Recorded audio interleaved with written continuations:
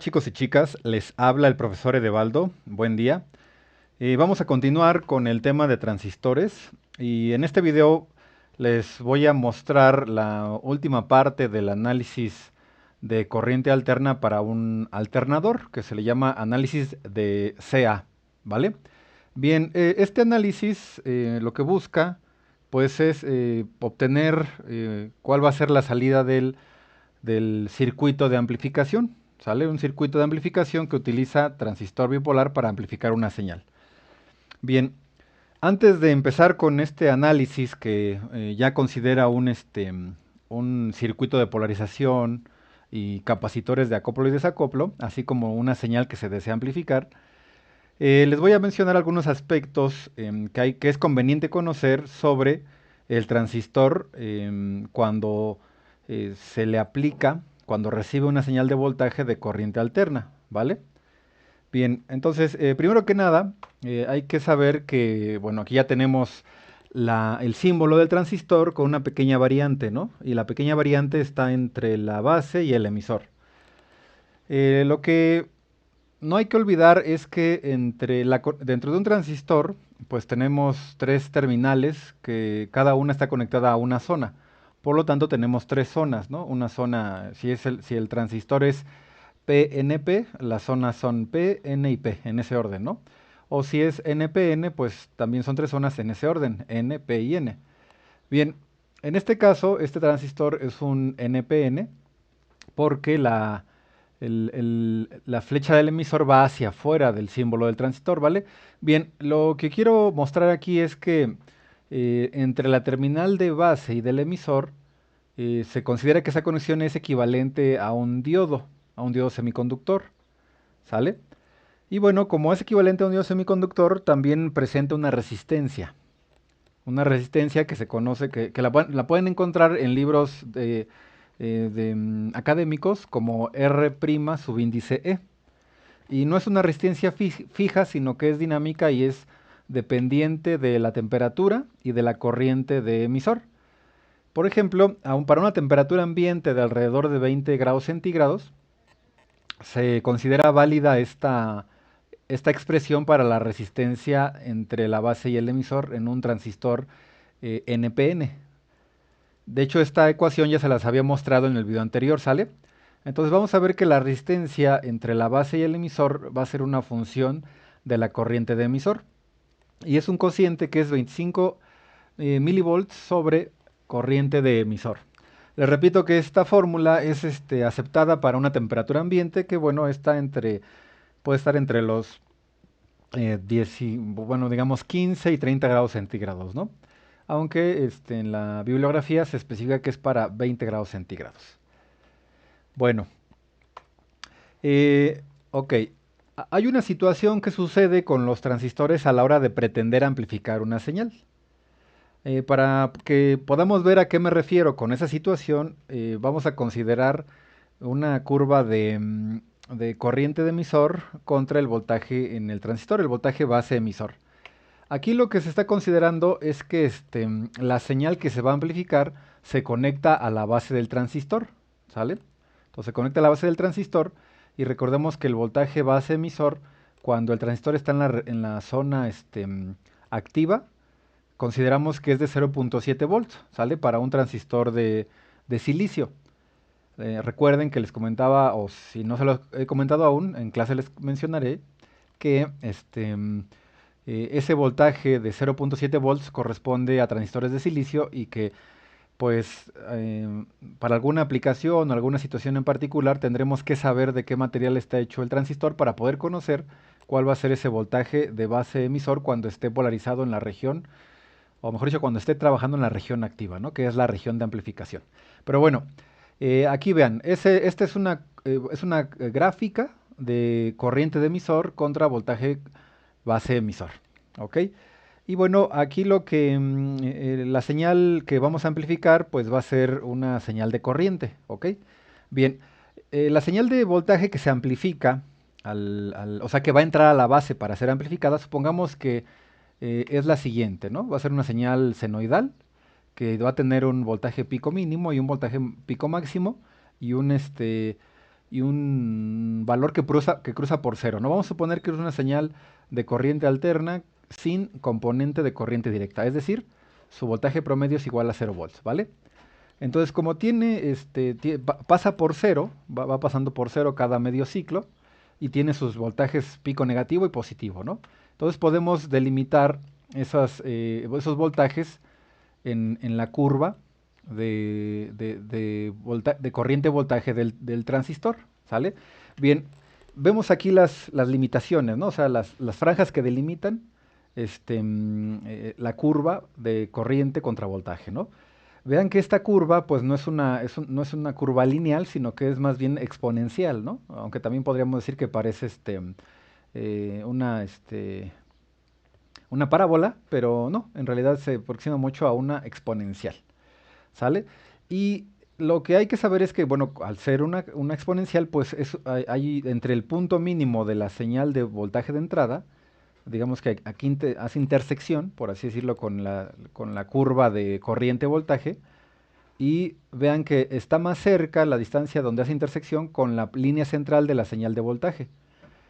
Y luego vamos a suponer que ese es el pico positivo máximo, el voltaje pico, y ven que donde intersecta con la curva corriente-voltaje hay una distancia mayor. Y eso se debe a que la curva no es una línea, no es una línea recta, es decir, el comportamiento del transistor no es lineal, ¿sale? Entonces tenemos un comportamiento no lineal. Eso tiene un impacto en la amplificación que se le llama distorsión. Bueno, estas curvas, estas líneas rectas que intersectan con la curva de comportamiento corriente-voltaje van a delimitar a la amplificación, a la señal que amplifica el transistor. Bien, lo que vemos aquí entonces es que nosotros ingresamos una señal de voltaje y en respuesta tenemos una señal de corriente. Que bueno, recuerden que pues son dependientes, ¿no? La corriente y el voltaje, entonces si amplificamos corriente, también terminamos amplificando voltaje. Bueno, entonces vamos a trazar una línea central de la señal amplificada, ¿no? Esta va a ser la línea central o el cruce por cero de la señal amplificada, ¿sale? Esta va a ser el cruce por cero. Si entra una señal alterna, pues va a haber una variación en la corriente, ¿no? Una variación en forma senoidal. Bueno, entonces esta va a ser su cruce por cero de esa señal senoidal, ¿no? De amplificada. Bueno, este punto donde cruzan, bueno, voy a delimitar el pico mínimo de la señal amplificada y el pico máximo, ¿no? Vean que aquí ya podemos empezar a ver el problema. La distancia entre el valor mínimo de la señal amplificada al cruce por cero es mucho menor que la distancia que hay del cruce por cero al valor máximo, ¿sale? O bueno, no necesariamente es un cruce por cero de la corriente, ¿ok? Sino que la señal que se amplifica puede ser de una polaridad, ya sea positiva o negativa, pero varía de manera que dibuja una senoidal, ¿no? Una onda senoidal. Y esa onda senoidal no sería simétrica, ¿vale? No sería simétrica. Les mencionaba que es del cruce por cero porque es más fácil visualizarlo así, pero no necesariamente tiene que ser así, ¿vale? Entonces, de entrada no va a ser simétrica, ¿no? Bueno, entonces lo que vamos a ver, pues sería este tipo de comportamiento. Vemos que para cuando la señal de voltaje, que esta sí podría ser simétrica, cuando tenemos el semiciclo positivo, vean que la corriente, pues este semiciclo tiene mucho más energía que el otro semiciclo, ¿no? Que el semiciclo inferior. Entonces, ¿qué está sucediendo? Bueno, que no amplifica de igual forma los semiciclos de la señal que se va a amplificar. Y esto pues genera distorsión. Por eso se le llama distorsión. Ahora, este punto central, esta línea en rojo que coloqué aquí, este punto de la curva, corresponde al valor de corriente de emisor que ocurre en el transistor cuando está en el punto de trabajo Q, ¿vale? Cuando está en el punto de trabajo Q.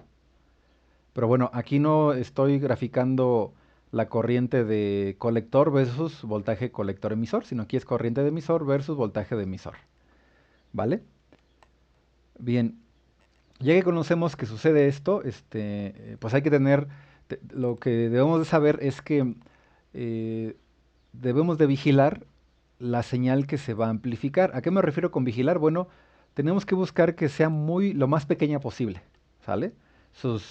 Bueno, que sea una señal variable y que ésta sea lo más pequeña posible. Por ejemplo, supongamos ahora una señal aquí, con lo que es la señal senoidal, está mucho más pequeña en amplitud y también vamos a trazar una línea que delimite el voltaje pico mínimo y el voltaje pico máximo, ¿no? Aquí está. Vean que ya estas líneas que delimitan están más cercanas al punto en color rojo, que sería el punto de trabajo del transistor, ¿vale? Y si, como están más cercanas, podemos ver que ahora la distancia de intersección de las líneas con la curva es, pues a simple vista es igual, ¿no? Es decir, redujimos la variación de la señal de voltaje a tal grado que la intersección de los voltajes mínimo y máximo, podemos considerar que la curva, como esta es una región muy pequeña, que esta curva ya no es una curva, sino que es una línea recta, ¿sale? De hecho, esa es una forma en matemáticas de linealizar funciones. Recordemos que para a la hora de cuando se habla de linealizar una función, se refiere a considerar la función solamente alrededor de un punto, en cercanías de un punto. Entonces, como consideramos solamente la cercanía de ese punto, en esas cercanías decir que podemos considerar que la curva de esa gráfica sería una línea recta, ¿no? Pero en realidad no es una línea recta, sino que como nada más estamos centrando nuestro análisis en una vecindad alrededor de ese punto, decimos, bueno, como no consideramos una variación mayor, vamos a decir que aquí es lineal, pero solamente en ese punto. La desventaja de eso es que si nos movemos a otra zona de la curva, tenemos que hacer todo el análisis de linealización para ese otro punto.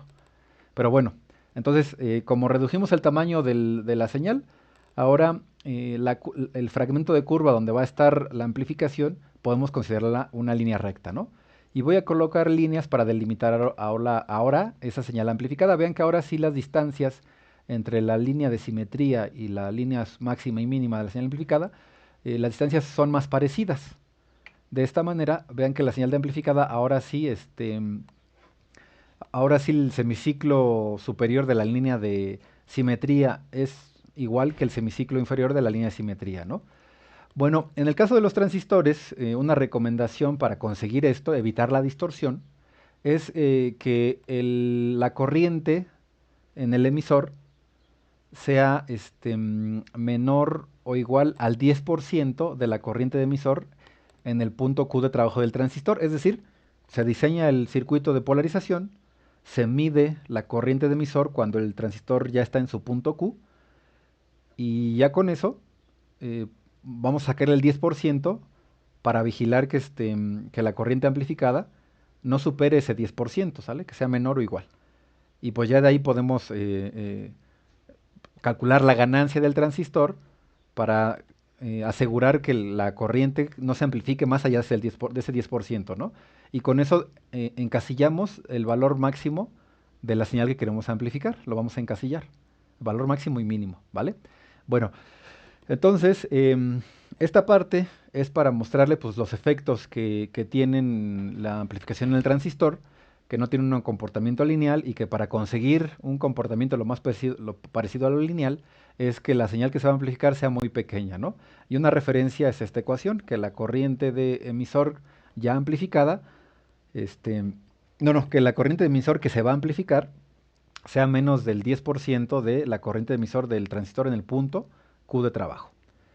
Ok, ahora dicho esto, ahora sí vamos a ver cómo es el análisis del transistor en CA. Bueno, primero que nada, el análisis de transistor en corriente alterna tiene el objetivo de determinar la ganancia en voltaje que va a tener el transistor. Ahora, también se puede calcular la ganancia en corriente y la ganancia en potencia, ¿no? Pero vamos a centrarnos ahorita en la ganancia en voltaje. Bueno, para poder analizar al transistor en CA, se utilizan dos modelos de transistor, uno que se llama modelo T, y tomando símbolo del transistor, en el cual estoy mostrando las corrientes de base, de colector y de emisor, así como el supuesto en el que la conexión entre la base y el emisor equivale a un diodo, ¿no? A un diodo semiconductor. Bueno, para el modelo T lo que nos indica, o lo que nos permite hacer, es describir al transistor de esta manera, como como un dispositivo con tres terminales en el que hay una fuente de corriente, que sería la corriente de colector, hay una resistencia entre el nodo donde se conectan la terminal de emisor, la terminal de base y la terminal de colector, y que entre la terminal de base y la terminal de emisor va a haber una resistencia, la R'E, que ya les mostré una ecuación para calcular la temperatura ambiente, ¿vale? Y entre la corriente, entre la terminal de base y la de emisor, va a haber una impedancia de entrada, ¿sale? Va a ser la impedancia de entrada del circuito, del dispositivo del transistor. Bien, entonces, en este análisis en CA se considera que la señal de entrada pues, es una señal variable, posiblemente simétrica y con simetría en el cero, ¿no? Es decir, tendría un semiciclo positivo y no negativo.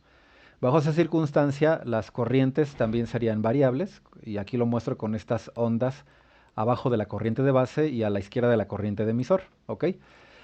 Algo que es conveniente conocer de estos modelos es que es necesario calcular la impedancia de entrada. Recuerden que les comentaba hace un par de videos que la impedancia es el cálculo de la resistencia, pero en corriente alterna, ¿vale? Bueno, la impedancia de entrada, a partir de este modelo, se obtiene con el siguiente desarrollo. La impedancia de entrada va a ser, siguiendo la ley de Ohm, la ley de Ohm, el voltaje base emisor entre la corriente de base. ¿Sale? Esta sería la impedancia de entrada, Z subíndice ENT.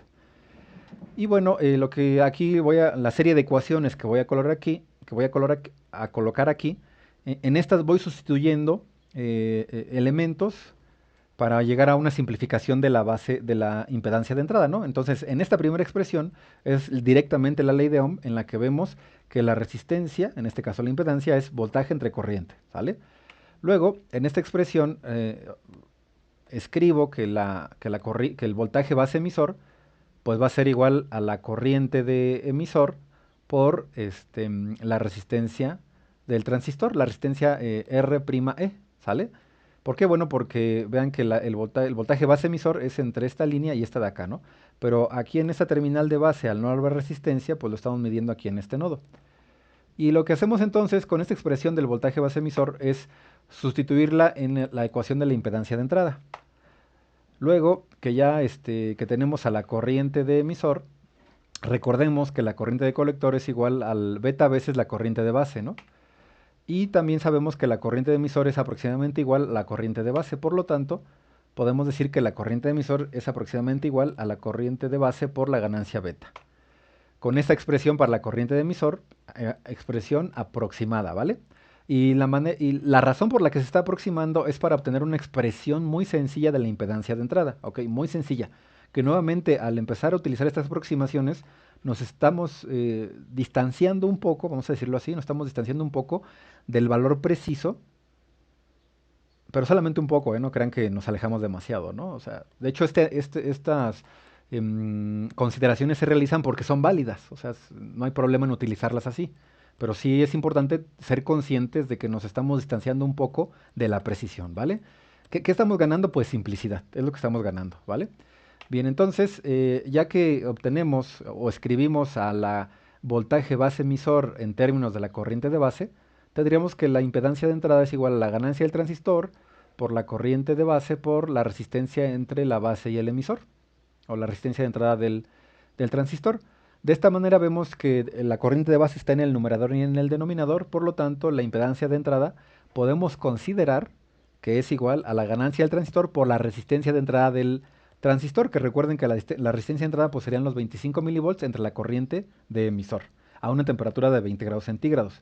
Esto es importante saberlo porque si bien los cálculos se cumplen muy bien para esa temperatura y alrededor de esa temperatura, si el transistor se calienta además, ya va a haber variaciones, ¿no? O sea, es importante conocer esto porque pues ya sabemos ciertas condiciones que se deben de cumplir para que nuestro cálculo coincida con la realidad, o mejor dicho, la realidad coincida con el cálculo, ¿no? Porque si entonces se modifican la temperatura, bueno, sí, más que nada la temperatura, ya va a haber variaciones, ¿no?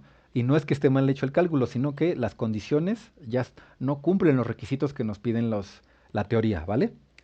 Bueno, entonces es la impedancia de entrada del transistor.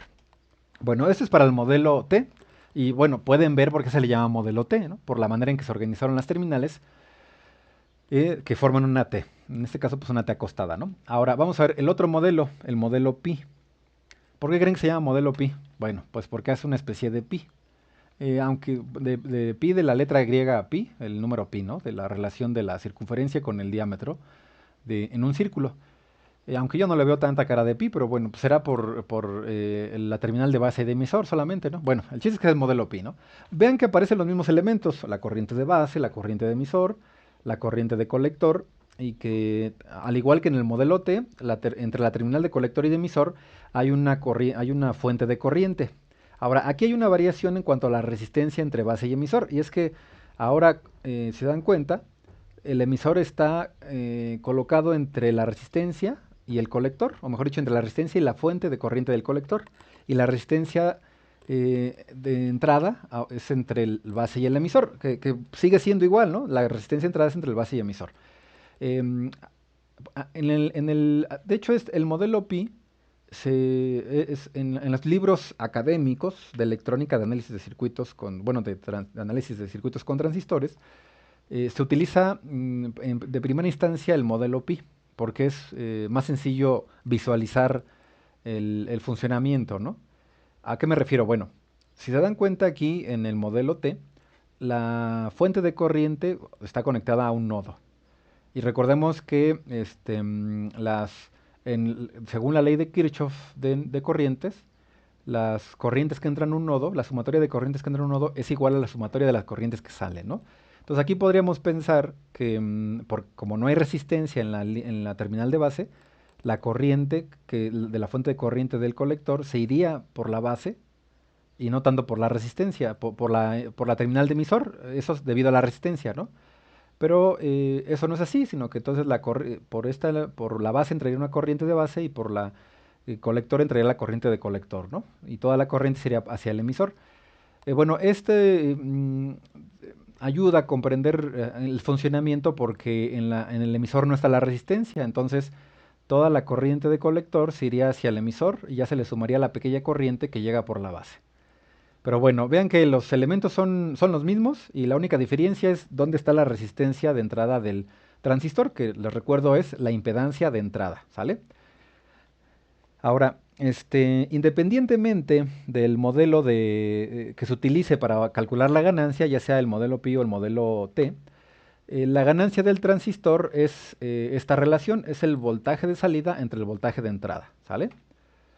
Y bueno, para ver cómo se calcula la ganancia en un circuito de amplificación con transistor, vamos a utilizar el modelo T del transistor para desarrollar un procedimiento simplificado que permite obtener la ganancia del circuito amplificador de configuración emisor común. Es decir, que el emisor va a ir conectado al común. Para desarrollar este procedimiento utilicemos el circuito que ya habíamos mostrado el análisis en videos anteriores, ¿no? Que es el que les voy a mostrar aquí. Vean que es las resistencias en la base, 10 kilo ohms, 2.2 kilo ohms, la resistencia colector 3.6 kilo ohms y la resistencia de emisor 1 kilo ohm. La ganancia de 265 y ya están los capacitores de acoplo y desacoplo, ¿no? En los videos anteriores les había mostrado cómo calcular esos 9 microfaradios, 160 nanofaradios y 27 microfaradios, ¿no? Y en este caso, estoy considerando que la resistencia de carga, la resistencia que va a recibir esa señal, o la carga que va a recibir esa señal amplificada, tiene al menos 100 kilo ohms, ¿no? Bueno, entonces vamos a hacer el análisis, ¿no? Bueno, el análisis en CA, digamos que empezándolo de cero, hace algunos supuestos, ¿no? Y aquí lo que les estoy mostrando en este otro diagrama, en el de la derecha, es el punto de vista del circuito que tiene la fuente de alimentación de corriente directa. Vean que los capacitores, en lugar de colocarlos con su símbolo de capacitor, lo coloqué con los símbolos de interruptor. Y en este caso es un interruptor normalmente abierto, es decir, están abiertos. ¿Qué quiere decir esto? Bueno, que para una fuente de voltaje de corriente directa, los capacitores son circuitos abiertos. ¿Sale? Pero para una señal de corriente alterna, los capacitores se comportan como resistencias debido a la reactancia capacitiva. Y mientras mayor sea la frecuencia de la señal, menor va a ser la resistencia que presenta el capacitor. Y aquí lo vemos, ¿no? Ahora este circuito sería el punto de vista de la señal de corriente alterna. Vean que para esta señal también la fuente de corriente directa es un cortocircuito, ¿vale? Bien, para una fuente de corriente alterna, eh, bueno, podemos dar, digo, hay una serie de fundamentos que nos permiten considerar que para una fuente de corriente alterna, la fuente de corriente directa es un cortocircuito, ¿no? Entonces, para efectos de análisis, vamos a considerarlo así, ¿no? Les digo, hay una serie de fundamentos que nos permiten considerarlo así, por lo que podemos darlo por hecho de esta manera, ¿no? Ahora sería interesante que buscaran esos fundamentos, ¿no? Y nos pudieran compartir en clase, ¿no? Eso para efectos de, digamos, como un ejercicio de investigación, ¿vale? Pero mientras vamos a darlo por hecho así. Bueno, entonces, la clave del análisis es el circuito, este circuito en el que la fuente de corriente directa se cortocircuita y los capacitor también. Y a partir de este circuito vamos a redibujar el diagrama para, para obtener un arreglo de esta manera que se parece al, vamos a utilizar el modelo pi del transistor, ¿vale? El modelo pi del transistor y lo acomodo el circuito de esta forma para poder utilizarlo. Bueno, vean cómo del primer diagrama que aparece, el que está en la esquina superior derecha, luego dibujé el que está en medio, digamos, antes de la línea en color negro, ¿no? De la línea vertical. Observen que, bueno, los capacitores los cortocircuité y también la fuente de corriente de voltaje directa, ¿no? Que es el voltaje que polariza el transistor para trabajar en el punto Q. Ahora, cabe mencionar que ya estas consideraciones son para el análisis de la ganancia, ¿eh? O sea, digamos que para este punto, pues ya calculamos dónde está el punto Q de trabajo del transistor, ¿vale? Pero bueno, para calcular la ganancia ahora hacemos estas consideraciones. Ya tenemos los valores de capacitor, etcétera, ¿no? Entonces, estamos analizando únicamente la señal variable que se quiere amplificar, ¿no? La señal de amplificación, ¿vale? Bien. Vean cómo en este circuito, que está aquí, no está la resistencia de emisor, ¿sale? La quité. Y bueno, no la quité porque yo quisiera, ¿no? Sino porque como el capacitor de desacoplo que estaba conectado al emisor, para la corriente la corriente alterna se comporta como un cortocircuito, o la corriente variable. Entonces, al ser un cortocircuito, pues ya la salida del transistor o la corriente de emisor se va a ir por este cortocircuito y no va a pasar por la resistencia. Entonces, ya la resistencia es como si no estuviera. Por eso es que aquí ya pongo directamente la conexión, ¿no? Como un cortocircuito. Y también aquí en este dibujo, en este otro símbolo de diagrama, ya no está la resistencia de emisor, ¿sale? Por efectos del capacitor. ¿Ok? Bien, muy bien. Bueno, entonces, vean aquí cómo sustituyo este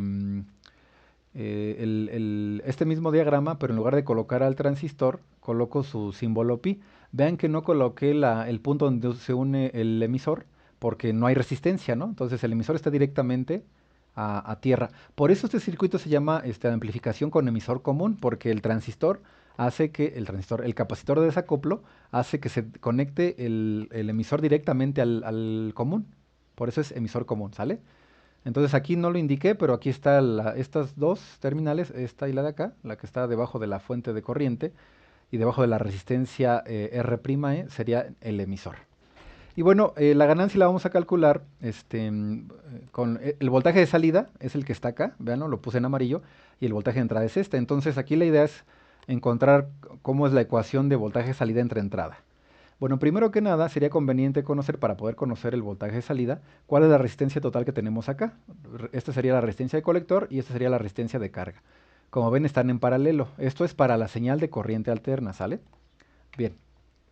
Sabiendo que la ganancia es voltaje de salida entre entrada, pues hay que conocer las expresiones para calcular el voltaje de salida y el voltaje de entrada. Podemos ver que la ganancia, o mejor dicho, el voltaje de salida, es igual a la corriente de la fuente de corriente, que la corriente va a ser beta veces corriente de base, porque esto recuerden que es la corriente de colector, ¿no? Por eso la puse acá, corriente de colector, y aquí en la fuente de corriente es beta veces corriente de base. Entonces, esa corriente va a circular por estas dos resistencias, por eso hacemos el cálculo del circuito en paralelo, ¿no? De las resistencias para obtener una sola resistencia, que aquí le estoy llamando R minúscula subíndice C. Y bueno, entonces tenemos aquí el paralelo de las resistencias multiplicado por la corriente de colector. Pero aquí no está escrita la corriente de colector, sino que está beta veces la corriente de base, que, lo repito, esa es la corriente de colector, ¿vale? Entonces aquí ya tenemos el voltaje aquí en la salida, en estos puntos, ¿no? Esto es voltaje en la salida para la resistencia de carga. Bien, ahora la expresión para el voltaje de entrada va a ser la corriente de base por esta resistencia. Y esta resistencia es beta veces, porque esa es la impedancia, ¿no? Recuerden, esa es la impedancia de entrada, beta por R'E, la Z ent, ¿se acuerdan de las presentaciones que acabo de pasar? Entonces la corriente por resistencia va a ser nuestro voltaje de entrada. Bien, aquí en esta ganancia de voltaje, vean que hay términos que se pueden eliminar, ¿no? O se neutralizan entre sí, como la corriente de base y la ganancia. Entonces podemos escribir que la ganancia del circuito de polarización universal con emisor común es simplemente la resistencia en paralelo de la resistencia de colector y la resistencia de la carga entre la resistencia interna del transistor. Esa es la ganancia. Ahora, si utilizamos los datos, podemos conocer cuál es la ganancia del circuito. Bueno, aquí observen que estoy desarrollando el cálculo en paralelo. Esta es la forma de calcular la resistencia en paralelo, ¿no? De la resistencia de colector y la resistencia de carga. Y aquí para la corriente de la resistencia del transistor, la resistencia de entrada de R' subíndice E, que tengo 22.83 ohms, también ya es un valor que había obtenido me parece que en el video anterior, ¿sale? Y eso lo obtuve con la fórmula de 25 milivolts entre la corriente de emisor, ¿sale? De esta manera vemos que la ganancia para un circuito con exactamente estos valores sería de 152.207. Sabiendo que la señal de entrada es de 3 milivolts pico a pico, pues el voltaje de salida sería de 456.621 milivolts pico a pico. O sea, vean, la incrementó más de 100 veces, ¿no? O sea, 152 veces. Vean por qué es un amplificador. Y bueno, nada más como un dato adicional, podemos calcular su voltaje RMS, ¿no? De la salida, que sería de 228.31 volts RMS, ¿no? Que recordemos que es voltaje eficaz. ¿Ok? Bueno, pues esa sería la ganancia, ¿no? Entonces, si conocemos los valores de todo el circuito, de la señal que se quiere amplificar, del corriente de emisor, corriente de colector, el punto de trabajo Q, la frecuencia de la señal de entrada, pues podemos calcular cuál va a ser la ganancia del circuito. Ok, ahora, este desarrollo de la ganancia fue para este circuito, ¿no? Pero bueno, recordemos que tenemos al menos otros 3 circuitos de polarización del transistor, que es el de polarización fija, eh, polarización con retroalimentación en el emisor, polarización con retroalimentación en el colector, ¿no? Y para esos circuitos también utilizamos ya sea el modelo Pi o el modelo T para obtener las expresiones de voltaje de entrada y voltaje de salida. Y si aquí sería una buena actividad que trataran de sacar cuáles serían los voltajes de entrada y salida para esas otras configuraciones de los circuitos de polarización. ¿Vale? El procedimiento es el mismo, claro que van a cambiar las ecuaciones por la cantidad de elementos que hay. Bueno, ahora hay un efecto que es muy interesante conocer que ocurre si nosotros quitamos el capacitor de desacoplo, de 27 microfaradios, el que ocasionaba que pudiéramos del análisis omitir a la resistencia de emisor. Bueno, si quitamos ese capacitor, ahora lo que va a suceder es que ya el emisor no va a estar conectado al común, sino que va a estar conectado a la resistencia de emisor. Y entonces el voltaje de entrada ya no va a ser solamente o mejor dicho, la ganancia de voltaje, ya no va a ser solamente R' de subíndice E, ¿no? Sino que a eso le sumamos la resistencia de emisor. Aquí está, ¿no? Bueno, ¿por qué? Observen, este circuito es el mismo que estaba en la diapositiva anterior. Recuerden que en el otro circuito no estaba esta parte y estaban conectadas las patitas del circuito, del modelo Pi, directamente al común, ¿no? Pero estaban directamente conectadas porque estaba un capacitor que hacía de cortocircuito para la señal variable, ¿sale? Bueno, cuando quitamos el capacitor ya no hay cortocircuito y ahora forzosamente tiene que pasar la corriente por la resistencia de emisor, entonces ya tenemos este término. ¿Qué sucede entonces? Que el voltaje de entrada es desde, ok, desde la entrada de la base hasta el común. Entonces aquí este negativo del voltaje de entrada tendría que ir hasta acá. Y también el voltaje de salida, este negativo, tendría que ir acá. ¿Sale? Entonces, vean que ya para medir el voltaje, ahora se considera la resistencia R'E con la beta y la resistencia de emisor. Entonces ya es la suma de estas dos resistencias. Por eso aquí ya se suman las dos. Entonces, ¿qué efecto tiene el quitar el capacitor? Bueno, que ahora la corriente de salida del transistor va a pasar por la resistencia de emisor y esto en la ecuación de la ganancia, vean cómo aumenta significativamente el denominador de la ganancia. Ya no solamente son 22.83 ohms, sino que ahora serían 1022.83 ohms. Es decir, el denominador crece mucho y por lo tanto el resultado de la ganancia disminuye. Y vean a qué disminuye, hasta qué tanto valor, ¿no? A 3.397. Entonces la ganancia ya nada más es de 3.4 veces, por así decirlo, ¿no? Redondeando el 39. Entonces el capacitor de desacoplo, aparte de ayudar a filtrar las señales, a blindar el circuito, amplifica, posibilita una amplificación mucho mayor, ¿no? Pero bueno, pues este es un procedimiento para analizar circuitos de amplificación, para obtener la ecuación que nos va a permitir calcular la amplificación que va a tener un circuito de amplificación con transistor. Y esto es siguiendo el modelo Pi, ¿sale? Como les decía hace un momento, no importa cuál modelo se utilice, la ecuación de la amplificación es la misma, que es voltaje entre salida. Y de hecho siempre en la ganancia, sin importar qué tipo de ganancia sea, voltaje, corriente, potencia, siempre la relación es salida entre entrada, ¿sale? Siempre esa es la relación.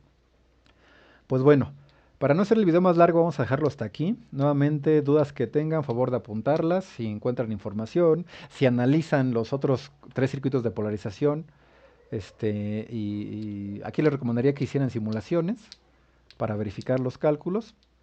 Y si no, pues lo checamos en el salón, ¿no? Pero nuevamente, esa es una actividad en la cual les invito para que puedan explorar los temas y encontrarse con aspectos que cuando uno empieza a trabajar con este tipo de temas surgen dudas, ¿no? A la hora de analizar circuitos. Y esas dudas son muy interesantes porque nos ayudan a comprender más el funcionamiento y a determinar el por qué se hacen de cierta manera ciertos cálculos, ¿no? O qué es lo que los justifica. Bueno, entonces, por lo pronto me despido, que tengan un excelente día, bye.